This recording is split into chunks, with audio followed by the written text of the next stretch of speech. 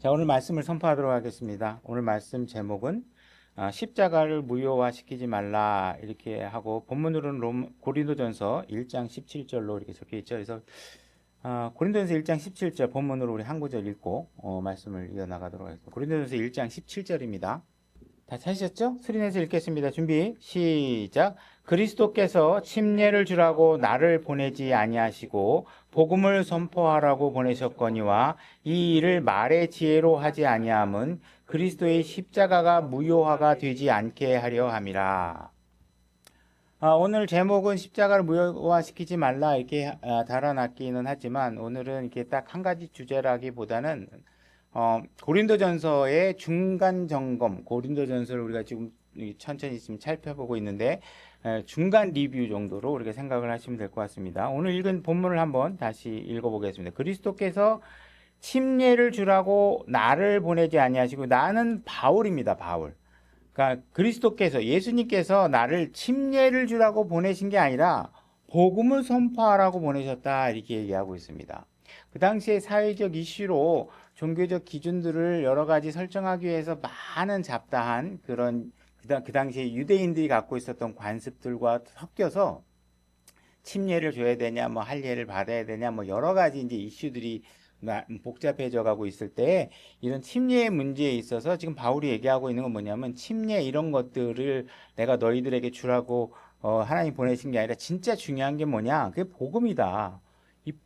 그 핵심은 복음이다. 나머지 것들은 다 아니다. 이렇게 얘기하고 있는 것입니다. 그래서 핵심이 복음이기 때문에 이 복음을 전하라고 나를 보냈는데 이 일을 말의 지혜로 하지 않는다 이렇게 얘기하고 있습니다. 그러니까 여러분들이 이 복음을 전하기 위해서 무슨 여러 가지 뭐 획기적인 뭐 방법들을 개발하고 제가 이 목사님은 부흥을 정말 좋은 방법으로 전합니다. 그러면서 여러 가지 예화를 막 개발해 갖고 쏙쏙 들어오게 설명해 준다고 하더라도 하나님께서 지금 바울이 지금 증언하고 있는 바는 뭐냐면 그렇게 화려하게 말로 내가 뭘 이걸 설명하려고 하는 게 아니라 예수 그리스도의 죽음 그 자체, 예수 그리스도의 그 죽음 자체를 성경에 있는 말씀 그대로 내가 전했다. 이걸 요란하게 어떤 설명하는 방법이라든지 무슨 뭐 특별한 방법을 하려고 노력하지 않았다. 그렇게 하게 되면 잠깐 여러분들이 뭔가 새로운 것에 반응하면서 뭐 되게 잘 이해하는 것 같지만 결국은 본질을 이해 못하게 되고 그냥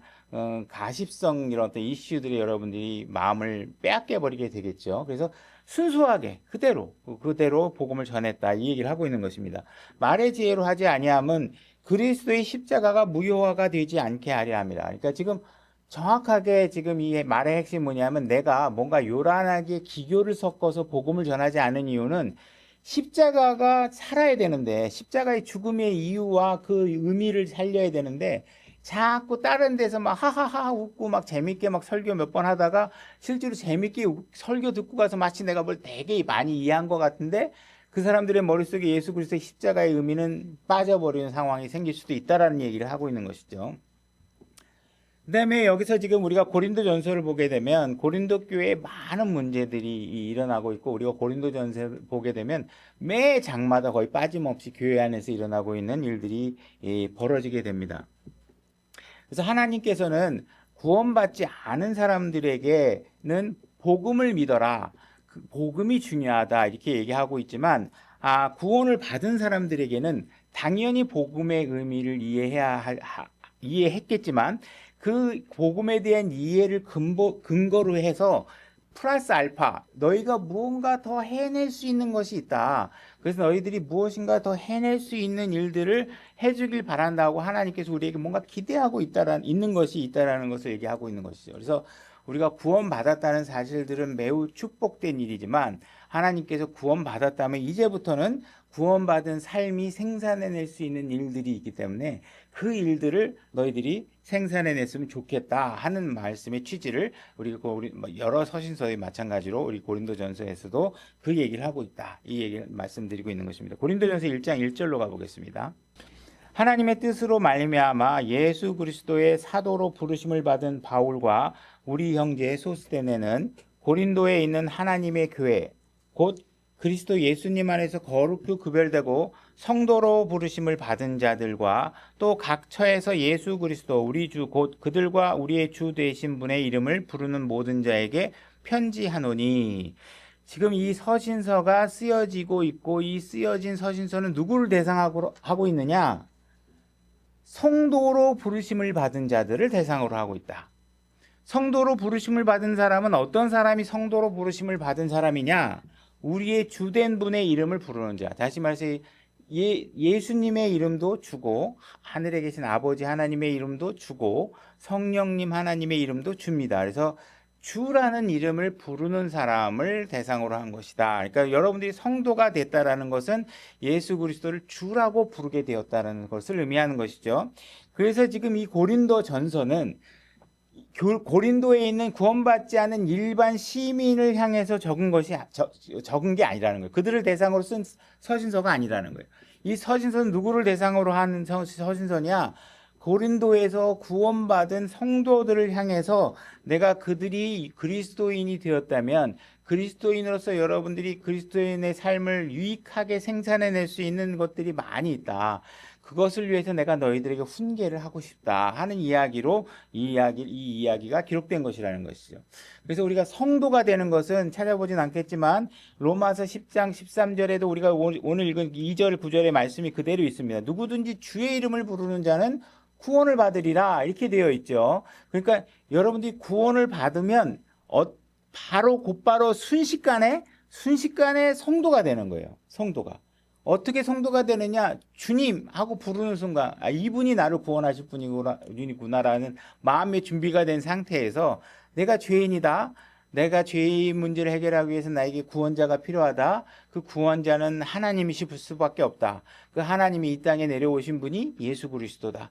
내가 그분을 믿고 그분이 완성해 놓은 일 사역들을 내가 믿음으로 인해서 내가 구원을 받고 싶다 하고 해서 그분의 이름을 부르게 되면 순식간에 바로 그냥 뚝딱 하는 사이에 우리가 성도가 되는 거예요. 그러니까 우리는 종교인들처럼 어떤 종교적 행위 과정이 있어서 이런 것도 수행하고 저런 것도 수행하고 이런 것도 해서 어떤 단계에 이르면 성도가 되는 게 아니라는 거예요. 그죠? 성도가 되는 것은 바로 예수 그리스도를 믿기만 하면 순식간에 우리가 거룩하게 구별이 되어져서 하나님께 속한 사람으로 우리가 성도가 된다. 이렇게 얘기를 하고 계신다는 것입니다. 우리가 구원을 받는 것은 우리가 해놓은 어떤 일들에 의해서 행위에 의해서 구원받는 것이 아닙니다. 만약에 내가 어떤 행위를 통해서 구원을 받는다면 내가 이 행위를 얼마나 많이 어느 수준의 어느 퀄리티의 수준으로 이 행위를 해야 과연 구원을 받을 수 있을까라고 자기의 자문을 하게 되면 그 수준이 없어요. 내가 얼마나 더 해야 구원받을 수 있을까? 이런 회의 속에서 구원의 확신이 없게 되는 것이죠. 그래서 지금 예수님께서 뭐라고 얘기하고 있냐면 너의 행위로 내가 구원을 주겠다는 것이 아니다.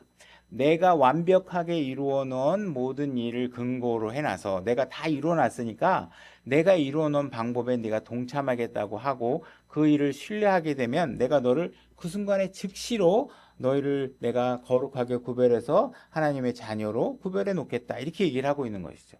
그래서 우리가 침례와 같은 행위나든지 이런 것들은 우리의 구원과 아무 상관이 없는 것이다 라는 사실을 우리가 이해해야 된다는 것입니다. 고린도전서 1장 13절로 가보겠습니다. 그리스도께서 나뉘셨느냐? 이 이야기는 지금 교회 안에서 사람들이 뭐 나는 누구 파야 뭐 이러면서 서로가 진영을 나눠서 막 서로 분열되어 있는 상태인 거예요. 그러니까 바울이 그런 거죠. 지금 그리스도가 뭐 이런 그리스도 저런 그리스도 막 이렇게 나누겠느냐? 그럴 리가 없다라고 얘기하는 거예요. 그래서 나누셨느냐? 바울이 너희를 위해 십자가 못 박혔느냐? 그죠? 내가 너희를 위해서 십자가에 죽었느냐? 왜 자꾸 바울파 이런 얘기를 하냐? 나는 아무것도 한 게 없다. 예수님만이 오직 무엇인가를 해놓으셨다. 이 얘기를 하는 것이죠. 혹은 너희가 바울의 이름으로 침례를 받았느냐? 내가 그리스도와 가이오 외에 너희 중에 아무에게도 침례를 주지 아니한 것을 하나님께 감사하노라. 그래서 바울은 고린도에 와서 딱 두 사람에게만 침례를 줬고 나머지에게는 침례를 주지 않았고 그것을 너무 감사하게 생각한다. 왜? 이 사람들이 나한테 바울에게 침례를 받은 뒤에 나는 바울에게 침례를 받은 사람이야. 그러면서 바울파. 나는 너도 베드로에게 침례를 받은 사람이야. 막 베드로파. 이런 식으로 서로가 막 분열이 되니까 그냥 뭐 명분만 하나만 있으면 내가 더 정통이야. 내가 더 우월해. 내 계보가 더 뛰어나. 이러면서 예수 그리스도를 모르는 사람들이 아닌데도 불구하고 우리 육신적인 그런 속성 때문에 자꾸 나뉘는 거예요. 그래서 이런 일들을 바울은 내가 그래서 지금 침례를 주지 않았는데 이걸 너무 감사하게 생각하고 너희들이 혹시나 내가 만약에 침례를 줬다면 마치 내가 하나님의 은혜로 너희들이 구원받은 게 아니라 내가 준 침례로 인해서 너희가 구원을 받았다는 혹시 그런 왜곡된 주장을 하는 사람들이 생겨날까 봐 걱정이 되는데 내가 그걸 주지 않은 것을 너무나도 감사하게 생각한다. 우리의 주제는 복음이다. 우리의 초점은 복음으로 가야 된다. 어느 목사 밑에 있었다. 난 어느 교회 다닌다. 어느 목사님한테 침례를 받았다. 어느 목사님이 사인한 침례증을 갖고 있다. 이런 걸로 여러분들이 자꾸 중요한 이슈를 잊어버리고 여기에 매몰됨으로 인해서 서로가 분열하고 너 누구한테 침례 받았어? 뭐 이런 걸로 많이 하네. 너 어느 교회 다녀? 나는 어떤 교회 다녀? 이러면서 우리 교회가 정말 대단해. 이러면서 본질이 아닌 것에 사람들이 자꾸 다툼을 하고 의견을 나누는 거에 대해서 바울이 경고를 하고 있는 것이죠. 17절로 가보겠습니다. 고린도전서 1장 17절. 그래서 그리스도께서 침례를 주라고 나를 보내지 아니하시고 복음을 선포하라고 보내셨거니와 이 일을 말의 지혜로 하지 아니함은 그리스도의 십자가가 무효화가 되지 않게 하려 함이라. 이렇게 얘기하고 있죠. 그래서 복음은 침례가 아니고 침례는 복음이 아니라는 것입니다. 그래서 예수 그리스도께서 죽으시고 묻히시고 다시 일어나심을 여러분들이 믿으면 영원한 생명을 여러분들이 얻을 수 있는데 만약에 나는 물침례를 받았어. 나는 어느 목사님 밑에서 집사 직분을 하고 있어. 나 어느 목사님과 친해. 뭐 이런 어떤 여러분들의 주변 주제가 아닌 다른 걸로 갖고 여러분들을 입증하려고 하면 하나님은 우리에게 영원한 생명을 주고 싶은데 안 되는 거예요. 제가 항상 얘기하는 거지만 이 성경이 뭐예요? 이 성경이 여러분과 하나님 사이에 주어진 계약서예요. 여러분들이 하나님과의 사이에서 어떤 권리나 어떤 해줘야 될 것들 요구 사항을 주장하려고 그러면 여기에 계약 사항에 포함된 것만 하나님께서 여러분들에게 해주실 수 있어요. 이 계약대로 안 하면 하나님은 여러분에게 아무것도 해주지 않아요.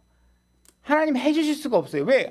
하나님은 이 말씀에 얽매여 계신 분이에요. 그분은 자신 지킬 수 있는 말만 하셨고 그 말씀을 자신보다 더 위에 높이셨기 때문에 하나님이 이 성경의 계약한 방식이 아닌 내가 예수 그리스도를 믿고 구원 받았느냐 물어봤는데 저는 어느 교회 집사예요. 제가 신앙생활을 10년, 20년 했어요. 아무 소용없어요. 아무 소용없어요. 그죠? 하나님께서는 오히려 늦게 된 자를 더 높이시는 분이시잖아요. 마지막에 된 사람, 나중된 사람이 더 높아지고, 그죠? 낮은 사람을 더 높이시고. 그러니까 여러분들이 몇십 년 신앙생활 했다는 건 하나님 앞에 아무 의미가 없는 거예요. 계약서에 있냐. 하나님께서 교회 10년 다니면 구원하게 해주겠냐고 얘기하거나 여러분들이 교회 다니는데 10년 다니면 영적으로 성숙하게 만들어주겠다고 되어 있는 게 없어요. 여러분들은 계약 사항대로 움직이셔야 되는 것이죠. 그래서 자꾸 주제에 벗어난 이야기로 교회 안에서 어긋난 행동을 하게 되면 종교적 예식이나 이런 것들에 얽매여 있게 되면 하나님의 두 손을 꽁꽁 묶어놓고 여러분들에게 해주실 수 있는 걸 해주지 못하게 만드는 상황이 벌어진다는 거예요. 많은 사람들이 종교를 찾아가죠. 그 종교들은 나름대로 저 하늘과 그 사람 사이에 무언가 교두보를 놓고서 그들을 좋은 곳으로 보내려고 하는 방법들을 다 제시하고 있다는 것이죠. 어떤 사람은 기독교 하늘나라에 가겠다고 그러고 어떤 사람은 극락이라는 이름으로 거기에 가겠다고 그러고 어떤 사람은 어떤 서방 정토의 어떤 그런 좋은 곳으로 가겠다고 그러고 무릉도원을 가고 싶다고 그러고 이런 사람들은 전부 다 그 교회의 교주나 신부나 목사나 이런 사람들이 나름대로의 어떤 길들을 제시한단 말이에요. 그러면 그걸 따르는 사람들은 어떤 생각을 하냐? 아, 우리 목사님, 우리 교주, 우리 신부님은 거짓말을 할 거야. 이렇게 생각하지 않겠죠. 그죠? 그들은 뭔가 진실을 얘기할 거야. 이렇게 생각을 하고 거짓말이 아닐 거야라고 생각하고 있고, 심지어 그걸 가리키는 사람들조차도 자기가 거짓말을 할 거라고 생각지 못할 경우도 많다는 거예요. 그러나 정말 그렇게 생각하는 사람들에게 자기 자신의 구원의 확신을 물어보면 그 모든 사람들이 구원은 확신할 수 없다고 얘기하고 그냥 막연하게 열심히 하면 어느 사람은 되고 안 되고는 어떻게 우리가 알 수 있겠냐 그러고 확실하지 않은 방법을 사람들에게 계속 주입시키고 그 사람들은 자기가 그 위치에 도달하지 못하는 것이 그냥 막연하게 자기 자신의 잘못이라고만 생각하게 만들어서 잘못된 희망을 갖고 그냥 헛된 일을 무지하게 열심히 반복하게 만듭니다. 그런 사람일수록 정말 열심히 하죠. 그죠? 하나님께서 이집트에서 사람들을 다 끄집어냈는데 사람들은 전부 다 하는 얘기가 뭐예요? 옛날에 노예가 됐었던 때가 좋다는 거예요. 제가 여러분들에게 가리키는 건 진리고 제가 여러분들에게 가리키는 건 여러분 스스로가 하나님과 관계 속에서 해결해야 된다고 얘기하고 있고 여러분들이 덫에 걸리는 거는 하나님이 와서 풀어주는 게 아니라 여러분이 그 덫에서 벗어나야 된다고 제가 얘기를 하면 사람들은 그게 재미없어요. 목사가 와서 이거 하십시오, 저거 하십시오 이러면서 여러분들을 막 부려주면 사람들은 더 좋아해요. 그게 맞다고 생각해요. 그래서 자꾸 우리에게 노예 근성이 있어요. 그래서 나는 여러분들을 예수 그리스도를 거부할 수 있을 정도로 스스로에게 자유권이 하나님께서 여러분들에게 주어지고 있다는 사실들을 알려주고 여러분들이 죄로 들어서든 의로 들어서든 이것은 여러분 각자의 판단입니다 하고 성경대로 가르치면 다들 싫어해요. 제가 안수기도 해주고 하나님께서 축복해 주셨습니다 이렇게 얘기하면요. 뭐가 된 것도 없는데도 기분 좋아하는 게 오늘날 사람들이. 그러니까 많은 교회들이 어떻게 해요? 목사에게 축복권과 축복권이 있다고 그래서 그 목사한테 그냥 손 한번 얹어받아서 그 기도 하나 받으면 뭐가 다 된 것 같은 착각을 일으키게 만들어서 예수 그리스도가 아닌 사람에게 축복하게 하는 이런 현상들이 있다. 이 당시에도 내가 바울에게 침례를 받았는지 베드로에게 침례를 받았는지 가지고 서로 으쌰으쌰 거리는 거예요. 예수 그리스도가 우리를 구원해 주셨는데 그 길을 가르쳐 주면 너무 맹해가지고 자유권이 보장되니까 너무 심심해가지고 그냥 안 되는 거예요. 이집트 때가 좋았는데 거기서 매 맞고 했어도 밥은 줬는데 뭐 고기도 줬는데 실제로 사실과는 다르게 왜곡된 추억과 환상 속에서 살아간단 말이에요. 이런 것들이 문제가 된다는 것이죠. 고린도서 1장 30절 제가 읽겠습니다. 그러나 너희는 하나님에게서 나서 그리스도 예수님 안에 있고 예수님은 하나님에게서 나사 우리에게 지혜와 의와 성별과 구속이 되셨으니 예수님께서 여러분들에게 의와 지혜와 성별과 구속이 되셨습니다. 이것은 기록된 바 자랑하는 자는 주를 자랑할지니라 함과 같게 하려 함이니라. 여러분들이 주를 자랑하셔야 돼요. 나는 바울을 알고 있어. 나는 안성식 형제를 알고 있어. 나는 유명한 누구누구를 알고 있어.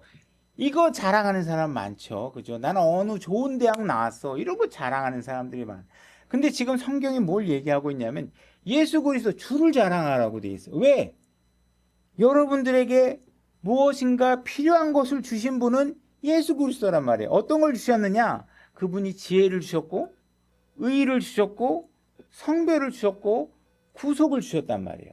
좀 이따 다시 다루겠지만 이것이 얼마나 중요한 건지 여러분들이 아셔야 난 주님을 알고 있어. 내 안에 주님이 계셔. 이거보다 더 좋은 게 없어. 이렇게 여러분들이 자랑하실 수 있어야 된다는 거예요. 여러분이 만약에 구원을 받기 위해서 여기서부터 여수까지 차로 운전을 해서 가야 된다고 예를 들어서 가정을 해보자고요. 여러분들이 여수까지 가야 되는데 문제는 뭐냐? 여러분들에게는 자동차가 없어요. 지금 자동차를 살 돈도 없고 자동차도 없어요. 그럼 만약에 자동차를 있으면 내가 갈 수 있느냐? 그것도 안 돼. 왜? 내가 기름을 넣어야 돼. 자동차가 가는데 기름 넣을 돈도 없어. 그러면 자동차하고 기름을 주면 내가 갈 수 있느냐? 내가 운전을 못해.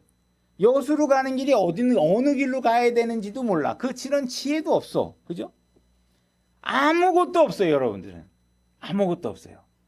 그래서 여러분들은 지금 구원을 받으려고 그러면 여수를 가서 도착해야 되는데 여러분들에게 거기에 도착할 수 있는 방법이 아무것도 없어요. 갖고 있는 도구가 아무것도 없다라는 거예요. 다시 말해 여러분들 하늘나라 가야 되는데 하늘나라에 가기 위해서 뭐가 필요해요? 하늘나라가 어디에 있는지, 어느 길로 가야 되는지, 어떻게 가야 되는지 지혜가 없어요. 그죠? 그걸 알아야 예수 그리스도를 믿어야 구원을 받는다는 건 여러분 예수 그리스도와 성경을 알기 전에 안 적이 없잖아요. 그죠? 그걸 알아야 되는데 못한다. 그 다음에 여러분들이 완벽한 의가 있어야 되는데 그 의도 없어. 그죠? 여러분들은 거룩하게 구별받음을 받아야 되는데 그 거룩하게 구별받을 수 있는 자격도 안 돼. 여러분들이 너무 더러우니까. 그죠? 할 수가 없잖아요. 그 다음에 여러분들은 마귀에게 지금 속해 있단 말이에요. 그럼 마귀에게서 여러분들을 가지고 오려고 그러면 어때요? 마귀에게 대가를 지불해서 구속, 값을 치르고 여러분들을 가지고 와야 돼. 그럼 여러분들 그 값을 치를 방법이 없어요. 그 대가는 뭐예요? 무제한 피인데 여러분들이 온 우주를 다 갖고 있어도 예수님의 피 한 방울 살 수가 없어요. 그죠? 금은 마음대로 어떻게 하면 살 수 있겠죠. 조금이라도. 이것을 지금 제시하고 있는데 이런 모든 것들에 있어서 여러분들은 파산된 상태란 말이에요. 아무것도 없어요. 근데 그때 누군가가 와서 내가 차도 있고 기름 넣을 돈도 있고 내가 여수 가는 길도 가봐서 잘 알고 있고 내 차를 타면 당신은 뒷좌석에 앉아서 그냥 누워서 잠만 자고 일어나면 바로 여수에 도착할 수 있게 내가 해주겠다고 얘기하는 거예요. 근데 많은 사람들이 신문기사에 누가 여수를 가다가 강도를 만나서 떼죽음을 당했다고 소문도 나고 가다가 뭐 펑크가 나고 사고가 나서 더 이상 못 가겠다고 얘기하고 어떤 사람은 그 어떤 운전기사가 그 승객을 죽여버려가지고 사고가 났다는 얘기도 막 소문이 막 퍼져 있어요. 그때 여러분들이 그것을 제안하는 사람의 제안을 그 사람의 인격과 그 사람이 할 수 있는 분이라는 사실을 믿기만 하면 여러분들이 갈 수 있는 것이고 그것을 못 믿고 세상의 주변에 잡다한 잘못된 소식을 여러분들이 오염이 돼서 그분을 신뢰할 수 없다면 여러분들은 그곳에 갈 수 없는 상황이 생기겠죠. 그죠? 그래서 그런 방법들이 여러분들은 혼자서는 그분이 없이는 죽었다 깨어나도 못 가요. 그럼 그 소문에 계속 휩싸여서 아무것도 선택을 못하면 여러분들은 죽었다 깨어나도 하늘나라에 갈 수가 없어요. 여수에 들어갈 수가 없는 것이죠. 우리 다시 1장 30절 한번 읽어보겠습니다. 그러나 너희는 하나님에게서 나서 그리스도 예수님 안에 있고 예수님은 하나님에게서 나사 우리에게 지혜와 의와 성별과 구속이 되었다. 우리에게는 지혜가 필요한데 하늘에 들어갈 수 있는 지혜가 필요한데 그게 우리가 없어요. 그분이 우리에게 알려주지 않으면 우린 그런 지혜를 내 이웃을 내 몸같이 사랑하라. 이거는 알려주기 전에는 우리 스스로는 죽었다 깨나도 일어날 수 없는 어떻게 옆 사람을 내 몸같이 사랑해요. 내 몸이 중요하지. 그건 말이 안 되는 거죠. 그죠? 그런 이기적인 탐심으로는 하늘에 들어갈 수가 없어요.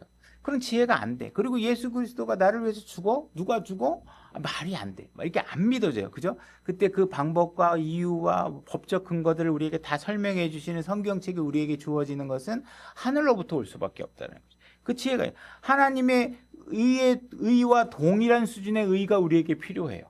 근데 그 의는 죽었다 깨어나도 내 스스로 뭐 만들어낼 수가 없어요. 그죠? 내가 옆 사람보다 조금 착하다고 주장할 수 있을지는 몰라. 그러나 하늘에 들어갈 만큼 오류가 없고 점 하나 없고 스팟이 없고 그냥 깨끗한 상태의 의가 우리에게 필요한데 그 의를 나에게 줄 수 있는 분은 예수 그리스도밖에 없어. 우리 예수 그리스도가 내 안에 계시면 하나님이 너는 아니지만 내가 예수를 의롭게 했고 그의 상당한 대가를 지불했기 때문에 합법적인 모든 일들이 완성됐기 때문에 내가 해주겠다고 할 수 있는 거거든요. 우리가 거룩하게 구별되고 성별될 수 있어야 되는데 그게 어렵단 말이에요. 우리가 돈도 없고 지불할 수 있는 방법도 없고. 근데 이런 것을 모든 것을 가지고 있는 분이 만약에 여러분들에게 그 길을 제안하시고 그분이 오셔서 너희가 복음을 들어봤냐? 내가 너에게 부족한 지혜를 내가 복음을 통해서 너에게 하늘에 가는 지혜를 알려주겠다. 네가 의롭지 못한 부분은 내가 그것을 위해 죽고 죗값을 치른 걸로 인해서 내가 너에게 의를 줄 수 있다. 네가 거룩하지 못함을 위해서 못한 것 때문에 내가 십자가에 죽었다. 그래서 너희 거룩하지 못함도 성별되지 못함도 내가 해결해 주겠다. 그래서 너희는 이것을 얻기 위해서 어떻게 하느냐? 그분을 부르기만 하면, 그죠? 그래서 그 복음을 믿기만 하면 내가 너에게 필요한 지혜와 의로움과 성별과 구속을 제공해 줄 것이다. 하늘에 들어갈 수 있는 필요한 모든 것들을 내가 제공해 줄 것이다. 이렇게 얘기하고 있는 거예요. 그래서 이 사람, 만약에 여러분들이 그분의 제안을 받고 그분의 승용차에 타서 여수에까지 도착하면 여러분들이 도착하자마자 어떻게 하겠어요? 여러분들이 딱 내리자마자 야, 역시 나는 똑똑해. 이분을 믿을 수 있는 분별력을 줬으니까 똑똑해. 이렇게 하지 않을 거 아니에요. 이건 교만해. 인간은 그래요. 인간은 그래요. 그렇지만 거기에 만약에 여러분들이 정말 내가 온 이유가 나에게 있지 않고 내가 올 수 있었던 모든 근거는 나에게 있지 않고 이 운전자에게 있다고 생각하면 어떻게 하시겠어요? 내리자마자 그냥 손 붙잡고 당신만이 정말 영광을 받으실 분입니다 하고 하실 거 아니에요? 여러분들이 하늘나라에 가면 여러분들은 뭐래요? 나 잘났다는 거 자랑하는 게 아니라 여러분들이 이 땅에 모여서 맨날 하는 얘기가 어때? 우리 남편 잘났고 내 자식 잘났고 그죠? 내 아내 잘났고 서로 자기 잘난 자랑하느냐고 그냥 피침 튀기면서 얘기하잖아요. 거기 도착하면 어떻게 해요?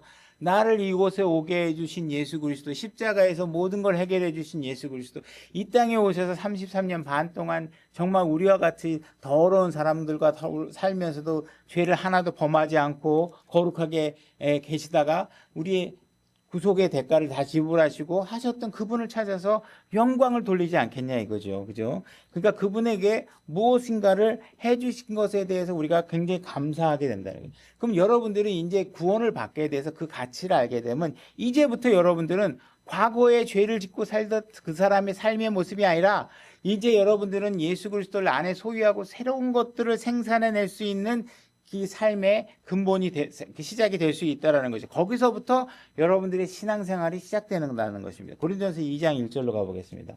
고린도전서 2장 1절 형제들아 내가 너희에게 가서 하나님의 증언을 너희에게 밝히 말할 때에 말이나 지혜에 뛰어난 것을 가지고 나아가지 아니하더라. 우리 고린도전서 1장 17절 말씀과 동일하죠.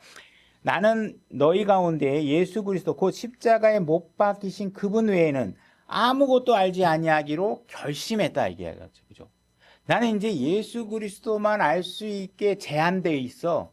하나님께서 다른 걸 알지 못하게 하셔서 이게 아니라 나 스스로 결심했다는 거예요. 뭐 예수 그리스도만 알면 되는 거구나. 그게 모든 문제의 해결의 시작이구나 라는 사실들을 알게 된다는 거예요. 그러니까 바울도 이 고린도라는 도시에 와서 바울이 한 건 뭐냐면 오직 예수 그리스도가 우리에게 무엇을 해줬느냐만 계속 선포한 거예요. 바울은 고린도 교회에 와가지고 고린도 도시에 와서 이 학교 교육에 문제가 있어. 학교 교육을 바꿔야 됩니다. 여러분들 함께 힘을 모아서 우리의 시 정부에다 요구를 해서 이 교육으로는 우리가 하나님을 알 수 없으니까 이 교육제도를 바꿉시다. 이런 거 한 게 아니라는 것이죠. 그죠? 의회로 쳐들어가서 이 의회가 빨리 바뀌어야 우리가 하나님을 알 수 있습니다. 이렇게 얘기한 게 아니라는 거예요. 그 도시의 도덕성을 바로 세우기 위해서 노력했던 게 아니에요. 바울은 결심했다니까요. 그런 거 다 아니구나. 뭐가 제일 중요하냐?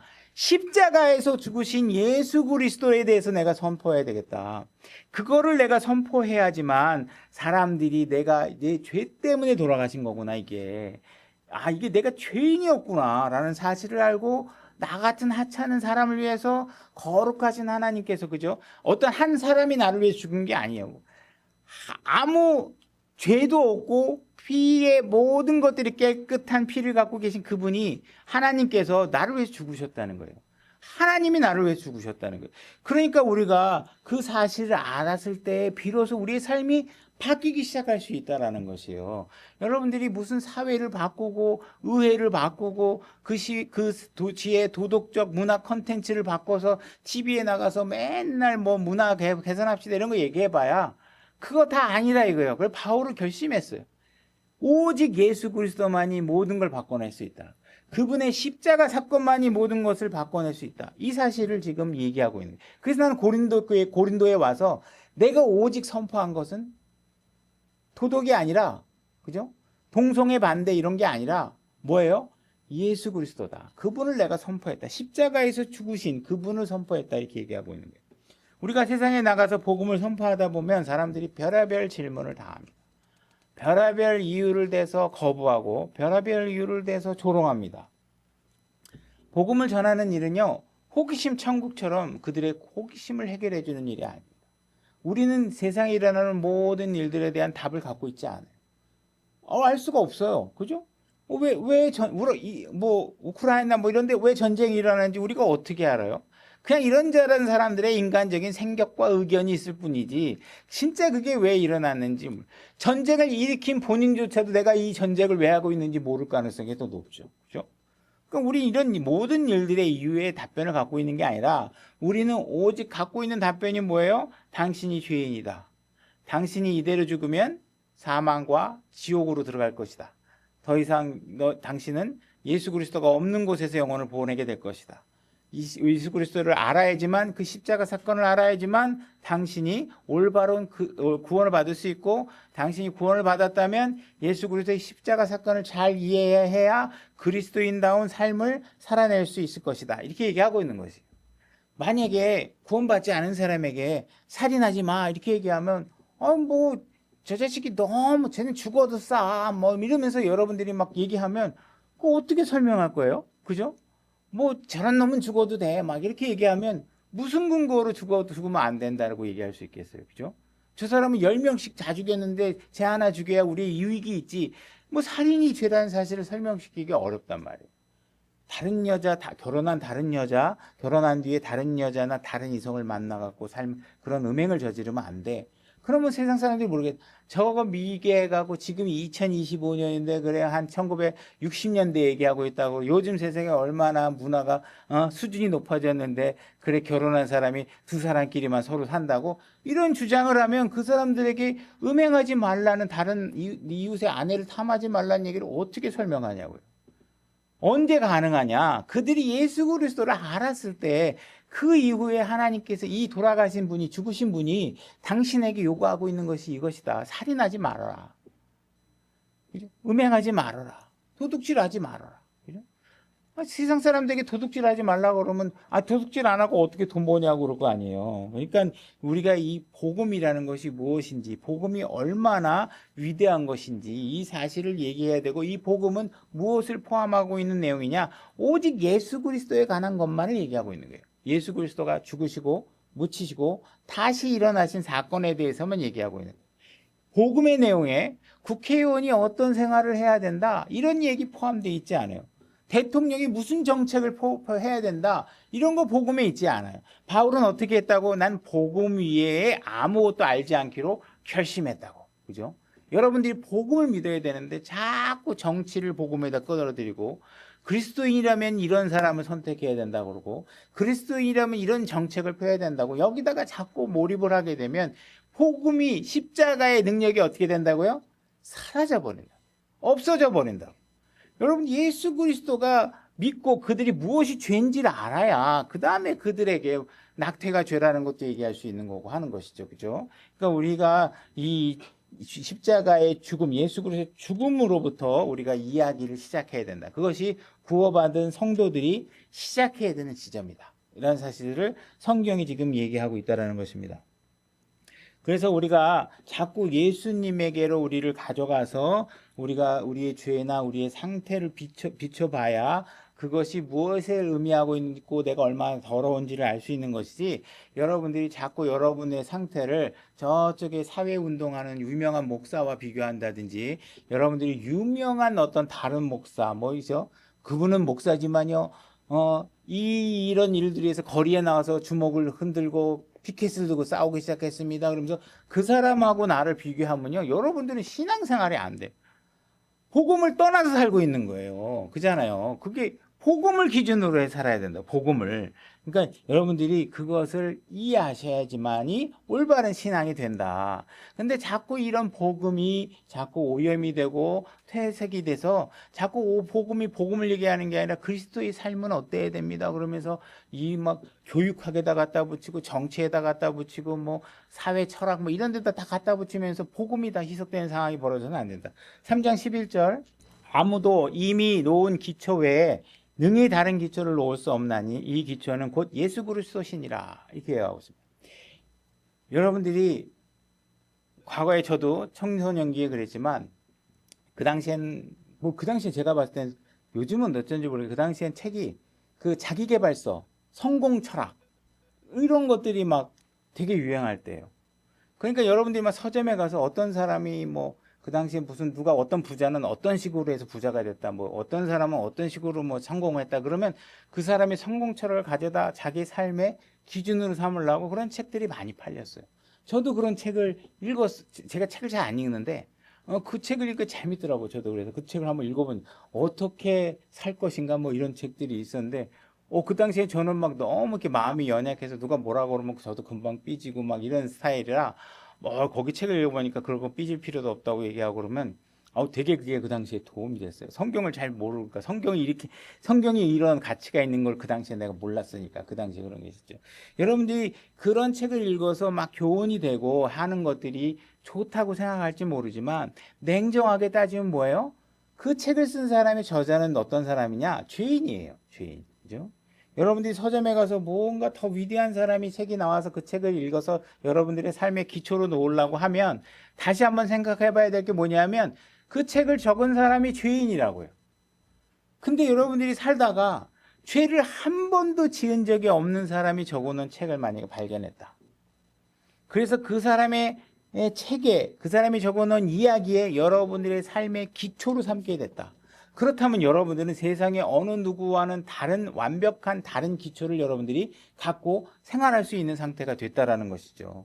그래서 이제 예수 그리스도의 삶의 기초를 놓게 되면 여러분들의 삶의 터전들은 점점 공고하고 확실하고 더 많은 것들을 생산해낼 수 있는 세상 사람들과 다른 것들을 생산해낼 수 있는 삶으로 가게 된다는 것이죠. 그러니까 이 예수 그리스도에 대한 기초가 이미 놓이게 되면 다른 어떠한 것도 그 위에 기초로 놓을 수가 없다라는 거예요. 다른 것들은 다 쓰레기라는 게 쓰레기. 다 갖다 버리면 되는 거예요. 그냥 그 죄인들이 한 얘기예요. 자기들이 그냥 한 얘기예요. 내 삶의 궤적과 같지도 않은 사람의 삶을 그걸 가져와서 내 삶에 적용하면 안 되잖아요. 똑같이 적용할 수가 없어요. 그죠? 그래서 바울이 지금 고린도 교회에 와서 고린도 성도에게 요구하고 있는 것은 뭐냐 하면 너희들 스스로 뭔가 삶을 개선해라 이렇게 요구하고 있는 게 아니라는 거예요. 예수 그리스도를 기초로 놔라. 그분이 너의 삶을 도울 수 있도록 해라. 그러면 그분께서 너희들이 완전히 다른 방식의 삶을 살아갈 수 있는 기초가 되어서 너를 도울 것이다. 이 얘기를 하고 있는 것이죠. 그죠? 자, 고린도전서 4장 11절로 가보겠습니다. 고린도전서 4장 11절 제가 읽겠습니다. 나는 너희를 부끄럽게 하려고 이것을 쓰지 아니하며 다만 나의 사랑하는 아들들에게 하듯 너희를 타이르려고 하느니라. 그러니까 지금 바울은 지금 자녀에게 타이르듯이 이야기를 하고 있는 거예요. 우리가 부모가 나를 타이를 때 우리가 그분이 타이르면 그게 다 아멘으로 막 역시 우리 아버지는 나의 잘못을 너무 잘 알아. 감탄했어. 우리 아버지가 나를 이렇게 바르게 인도해 주신다니 이렇게 반응할 거예요? 또 잔소리야. 정말 듣기 싫게 반응할까요? 지금 바울의 입장이 그렇다는 거예요. 내가 아들들에게 지금 타이르듯이 하고 있다. 너 지금 듣기 싫지? 내가 하는 말이 막 진짜 괴롭지? 네가 아버지와 아들 관계처럼 네가 듣고 있는 것 같은데 지금은 아직 영적으로 어리지만 조금 성장하면 어떻게 돼요? 아버지가 왜 이런 뜻으로 얘기했구나. 그죠? 저 청소년 학교 다닐 때 막 이 후크 풀르고 딱 하나 가방 옆에 딱 끼고 이렇게 모자 삐딱하게 쓰면 막 멋있다고 생각했는데 우리가 막상 어른이 돼서 그런 애들을 보면 어떻게 돼요? 봐요. 참 왜 그 당시엔 저게 멋있어 보였을까? 정말 건달 같아 보이는데, 그죠? 근데 그 당시엔 그게 막 멋있어 보이잖아요. 신앙도 똑같은 게 여러분들이 하는데 그렇게 하면 안 되는데 자꾸 삐딱하게 쓰고 가방 삐딱하게 들고 있으면서 내가 신앙 잘한다고 막 건더건더건더 거리는 사람들이 있어요. 진짜 알면 저러면 안 되는데 진짜 하나님을 알고 있다면 저러면 안 되는데, 그죠? 그래서 지금 부모가 자녀에게 하듯이 얘기하고 있다라는 거예요. 15절 그리스도 안에서 너희에게 10,000명의 스승이 있다고 해도 아버지는 많지 아니하니 그리스도 예수님 안에서 복음을 통하여 내가 너를 아느니라. 아버지와 아들로서의 관계를 설정한 또 다른 복선의 이유는 뭐냐면 내가 너를 낳았다는 거예요. 이게 너희가 구원을 받았다는 사실은 출생과 관련이 있다라는 거예요. 여기서 지금 진짜 생물학적으로 한 게 아니라 내가 복음을 그들에게 전해줌으로 인해서 복음을 통해서 그들이 새로 태어나도록 내가 했다. 이 얘기를 하고 있는 것이죠. 그러므로 내가 너희에게 간청하느니 너희는 나를 따르는 자들이 되라. 이렇게 얘기하고 있어요. 그러니까 우리가 하나님을 믿는 성도가 된다는 건 뭐예요? 두 번째 출생을 갖고 있어야 된다는 거예요. 두 번째 생일을 갖고 있어야 되는 거예요. 여러분들은 새로운 사람이 되기 위해서는 어떤 진화의 과정을 거치는 게 아닙니다. 여러분들이 출생한다는 건 바로 엄마의 태에서 나서 응애 울면 그냥 생명이 시작되는 거예요. 그가 어떤 뱃속에서 뭐 여러 가지로 진화 과정을 거쳐서 태어나가지고 막 또 진화를 하고 막 이런 개념이 아니라 그냥 출생하면 근본이 달라지는 거예요. 그죠? 내가 마귀의 자녀였다가 하나님의 성령으로 태어나면 내 출생 과거의 마귀의 것은 다 지워지고 어떻게 해요? 하나님께 다 값을 치렀으니까. 이제 하나님에게 속한 사람이 되어져서 순간적으로 여러분들은 성도가 되는 것이라는 것이. 고린도 교회 갔더니 술 마시는 사람들도 있고, 그죠? 우상에 연루된 사람도 있고, 음행에 연루되는 사람들도 있고, 뭐 이런 사람들이 그 도시에 가득하죠. 그런데 그런 사람들이 어떻게 됐어요? 복음을 믿고 거듭났다는 거예요. 그들이 거듭났다는 건 예수 그리스도를 믿는 종교인으로 진화됐다는 게 아니에요. 그 순간에 그들은 하나님의 자녀의 신분으로 완벽하게 탈바꿈된다는 거예요. 찾지 않겠습니다. 요한복음 3장 7절에 내가 내게 이르노니 너희는 반드시 다시 태어나야 하리라 한 것에 놀라지 말라 이렇게 얘기하고 있죠. 그 다음에 디도서 3장 5절을 찾아볼게요. 디도서 3장 5절입니다. 제가 읽겠습니다. 그분께서 우리를 구원하시되 우리가 행한 의로운 행위로 하지 아니하시고, 그죠?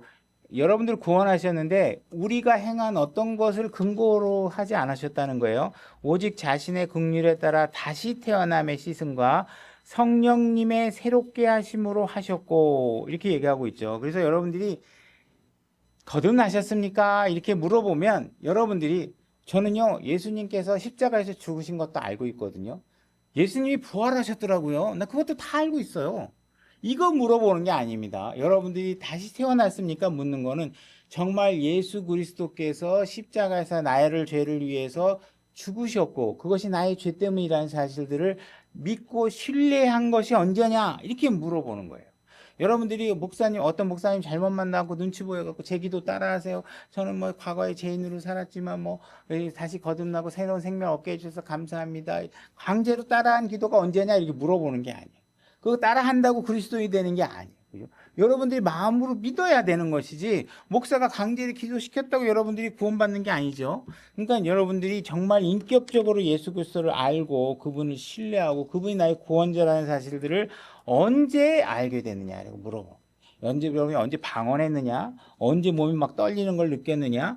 이것을 물어보는 것이 아니라는 것이죠. 그래서 그들이 거듭나면 바로 그 순간에 어떻게 되느냐? 과거의 죄를 함부로 막 즐겁게 짓던 상태가 안 돼요. 왜? 예수님이 내 죄 때문에 죽으셨는데 다시 죄를 지라 그러면 어떻게 돼요? 이게 망설여지죠. 어떻게 내가 과거처럼 죄를 질 수 있겠어요. 그죠? 그러니까 이런 출생의 과정을 통해서 여러분들이 새롭게 된다. 그걸 성령님께서 하신다. 예수님의 십자가 사건 때문에 이루어진 것이다. 이것을 얘기하고 있는 거예요. 여러분들이 구원을 받으면 여러분들의 성격이 바뀌는 건 아닙니다. 베드로는 베드로의 성격이 있고요. 바울은 바울의 성격대로 살아요. 그죠? 여러분들이 뭐 어떤 개성이 바뀌는 게 아니라 여러분들이 만약에 더 담대해졌다. 뭔가 더 두려움이 없어졌다. 이거는 거듭남의 효과는 아니라 뭔가 여러분들의 삶의 변화가 있어서 이렇게 왔겠지만 그것은 여러분들이 거듭나는 순간에 갑자기 난 전엔 두려웠던 것들이 막 갑자기 담대해졌어. 이건 아니에요. 거듭남의 효과는 아니고 여러분들 하나님 말씀을 이해하고 하면서 뭔가 여러분들이 다른 자세를 가졌기는 모르겠지만 거듭남의 효과는 아니다. 거듭남은 여러분들이 키를 크게 하거나 작게 하거나 이렇게 하는 것이 아니죠. 여러분들이 거듭나게 되면 여러분들이 갖게 되는 능력이 있는데 그것은 무엇이냐? 성경이 의롭다고 한 일들을 할 수 있게 됐어요. 성경이 악해서 하지 말라고 하는 일을 거부할 수 있는 능력이 생겼다는 거예요. 그게 거듭남이 갖게 되는 능력이라는 것이죠. 그래서 여러분들이 고린도 교회에 바울이 가서 그들에게 동성화를 합법화해라, 뭐 낙태 지원을 중단해라, 뭐 이런 것들 가지고 뭐 이슈를 삼아서 전한 것이 아니라는 것이죠. 구원받지 않은 사람들에게 올바로 살라고 얘기하는 것도 아니었다는 것이에요. 바울은 새롭게 태어난 사람들을 향해서 지금 고린도전서가 성도로 부르는 사람을 향해서 얘기하고 있듯이 바로 구원받은 사람을 향해서 너희들이 하늘에 계신 아버지가 너희들을 올바로 양육하고 바로잡고자 원한다. 그래서 너는 이전과는 다른 삶을 살아냈으면 좋겠다라고 그 일을 하나님이 하도록 네 삶에서 허락하도록 해라. 이 얘기를 하고 있는 것이죠. 고린도전서 5장 7절로 가보겠습니다. 고린도전서 5장 7절입니다. 그러므로 너희는 누룩 없는 자들인즉 새 덩어리가 되기 위하여 묵은 누룩을 제거하라. 우리의 유월절 어린 양 곧 그리스도께서 우리를 위하여 희생물이 되셨느니라. 지금 구원에 관한 얘기를 하시면서 또 다시 이집트 사건으로 우리의 관심을 이끌어가고 있죠. 이집트에서 유대인들이 탈출하고 그들의 속박된 삶에서 나올 때 그들이 한 것이 무엇이냐면 어린 양의 희생물을 드리고 그 어린 양의 피를 문설주에 바르라고 이야기한 거예요. 그러면 그 사실을 내가 말한 그 제안의 방법을 이 뭐야 이거 갖고 뭐가 돼? 지금 이집트 사람들이 지금 군사들이 얼마가 세고 말이야. 여기서 내가 한 발자국 두 발자국 도망가기도 전에 군사를 풀으면 우리가 다 죽어버릴 텐데 이 도대체 무슨 일이야? 이렇게 안 믿어지겠지만 누군가가 그걸 믿기만 하면 어떻게 해요? 다음날 아침에 눈을 떴더니 어떻게 해요? 우리는 이집트를 다 벗어나 있는 상태가 되는 것이죠. 그때 하나님께서 유대인들에게 너 내일 내가 탈출 신호 딱 보내면 너희들 졸자가지고 저 이집트 군대 여기 막어. 너 여기 한 다음에 저쪽에 테러를 막기 위해서 저 피라미드 공격해갖고 피라미드 무너뜨려갖고 그쪽으로 지름길로 길을 만들어. 이런 거 한 거 아니에요. 우리에게 뭘 하라고 하지 않아요. 뭐만 하라고 그랬어요? 내가 제안한 방법을 믿고 그대로만 행해. 그게 뭐예요? 어린 양을 드리고 그분 그 피를 문설주에 바라라는 거예요. 그러니까 그들이 평생 부패한 삶을 살다가 속박된 삶을 살다가 이제 하나님을 통한 자유로운 세상에 나오기 위한 방법은 그들이 더 이상 다른 인간직 우리가 생각하는 방법대로 이집트 사람들과 전쟁을 하거나 피라미드를 무너뜨리고 너희들이 나오려고 그러면 하나님을 알 수 있게끔 그들에게 사회 계몽을 하라거나 이런 얘기를 한 게 아니에요. 구원받고 싶어? 내가 시키는 대로 해. 그러면 다음날 바로 다 탈출이야. 그죠?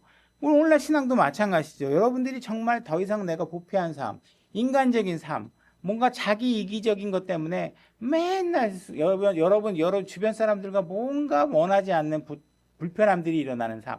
이런 삶에서 내가 건짐을 받고 싶다 그러면 어떻게 하셔야 돼요? 예수 그리스도의 피를 믿고 그분이 나의 삶과 나의 감정과 나의 모든 생활들을 통제하도록 떼어드리기만 하면 그분이 모든 걸 하시겠다고 얘기하고 계시는 것이에요. 그죠? 자유롭게 될 것이다. 고린도전서 6장 9절 하반절로 가보겠습니다. 고린도전서 6장 9절 제가 하반절 속지 말라 여기서부터 읽겠습니다. 속지 말라 음행하는 자나 우상 숭배자나 간음하는 자나 여성화된 남자나 남자와 더불어 자신을 욕되게 하는 남자나 도둑질하는 자나 삼욕을 부리는 자나 술 취하는 자나 욕하는 자나 착취하는 자들은 하나님의 왕국을 상속받지 못하느니라.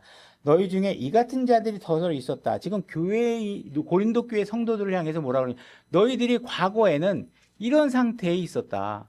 구원받지 못한 상태에 있었다. 이 얘기를 하고 있는 것이죠. 너희가 우리 하나님의 영을 통해 주 예수님의 이름으로 씻기고 거룩히 구별되어 의롭게 되었다. 이들이 과거에는 음행하는 자였어요. 도둑질하는 자였어요. 이랬는데 이런 사람들이 갑자기 거룩한 사람이 되었어요. 이게 뭐 때문에 됐느냐? 예수님의 이름으로 씻겼다고 돼 있어요. 예수 그리스도의 피를 믿고 그 대속의 피를 믿고 씻기게 됐다는 거예요. 이들이 과거에는 이랬는데 그 다음날 108배를 했더니 이들이 거룩하게 되었다. 이렇게 얘기하고 있지 않아요. 그들이 그 이후부터 종교 생활을 열심히 했더니 거룩하게 되었다. 그 후로도 그들이 좀 더 착하게 살아보려고 노력했더니 착해졌다. 이렇게 얘기하고 있지 않아요. 뭐 때문에 그래요? 예수 그리스도를 통해서 이들이 깨끗하게 되었다. 이렇게 얘기를 하고 있는 거예요. 그것은 바로 순식간에 일어나는 일이다. 여러분들이 깨끗하게 하는 일이다. 이렇게 얘기하고 있다는 것이요. 왜 종교적인 사람들이 복음을 전하면 그들이 불쾌해하는가?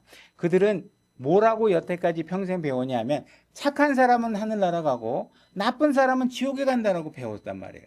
그러니까 나는 하늘나라 가고 당신은 하늘나라 못 가 그러면 그 사람들은 어떻게 들으냐면 나는 하늘나라 못 가는 나쁜 놈이고 너는 하늘나라 가는 착한 사람이란 얘기야? 이런 사람 승질나게 만드는 거야. 네가 얼마나 착해? 이렇게 얘기한단 말이에요. 그게 아니라는 것이죠.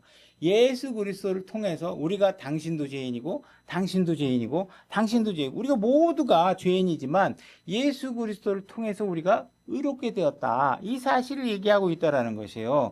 그래서 그들이 자꾸 종교적인 사람들은 하나님의 진리를 이해하지 못하니까 이 세상에 의로운 사람은 하나님 한 사람도 없다고 한 성경 말씀을 이해하지 못하고 있고 우리가 모두 양 같아서 저마다 자기 길이 다 틀려. 이 사람은 이게 좋은 거라고 얘기하고 양들 같아서 막 자기 길로 막 타가. 자기가 멋대로 막 가. 그러면서 자기 길이 최고라고 생각해. 이렇게 있다고 한 하나님의 말씀의 진리를 조명해 볼 수 없기 때문에 그들은 잘못된 기준, 마치 착한 사람은 하늘나라 가고 나쁜 사람은 지옥에 가, 이런 식으로 우리가 잘못 알고 있게 된다는 것입니다. 그래서 우리가 예수 그리스도께서 십자가에서 죽으신 것만 믿게 되면 이런 모든 절망이나 이런 것들 속에서 우리가 새롭게 우리가 소망을 얻을 수 있게 되는 것이죠. 그래서 우리의 죄를 씻는 방법은 나에게 있지 않기 때문에 너무 안심할 수 있다는 거예요. 나보고 뭘 해서 그 수준을 이루라고 그러면 얼마나 힘들겠어요. 하나님이 다 해놨으니까 믿기만 하라는 거예요. 이거 얼마나 쉬운 방법이고 거부할 수 없는 방법. 그러니까 옆에 있는 사람이 쟤는 하나님 믿는 사람이 왜 저래? 나 하나님 안 믿을 거야. 그렇게 말 못하게 돼 있단 말이에요. 하나님께서. 저쪽에 있는 사람은 날 보고 그렇게 얘기한다고요. 너는 교회 다니는 놈이 목사나 된 놈이 왜 그게 그거냐? 나도 사람이니까 내 안에 죄가 없겠어요? 털면 다 나오지. 털면 다. 여기 와서 내 강대상에서 정리된 삶을 살고 여러분들이 가르치겠지만 우리 안에 흠이 없을 수가 없잖아요. 다 있는 것이죠. 그래서 우리가 이런 우리에게 맡기지 않고 그분이 정말 이루어 놓으신 것을 가지고 우리가 믿기만 하면 우리가 구원을 받을 수 있다. 고린도서 6장 14절 보겠습니다. 하나님께서 주를 일으키셨고 또한 자신의 권능으로 우리도 일으키셨다는 거예요. 우리가 누구의 권능으로 일어났다고요? 하나님의 권능으로. 내 능력으로가 아니고 내 능력으로. 이게 얼마나 감사해요. 그러니까 여러분들이 헌금을 많이 하거나 다른 사람을 많이 돕는 일과는 무관하다고요. 그죠? 내가 내 행위로 들어간다 그러면 정말 불안하고 어쩔 수 없, 정말 불안해서 그 확신을 가질 수 없죠. 우리가 확신을 갖는 이유는 뭐예요? 그분이 해놓으셨고 내가 그걸 믿기만 하면 된다니까 난 그걸 믿는 순간 성경의 기록대로 확신을 가질 수 있어요. 왜? 내 자격과 아무 상관. 내가 오늘 조금 거룩하지 않았어도 이미 한번 믿었으면 그걸 그냥 끝이에요. 하늘나라 가는 건. 그죠? 이게 얼마나 행복한. 하나님께서는 여러분들이 행복했던 순간들을 다 포기하고 나를 믿어라. 이런 방식으로 여러분들에게 접근하고 있지 않다는 사실을 아셔야 돼요.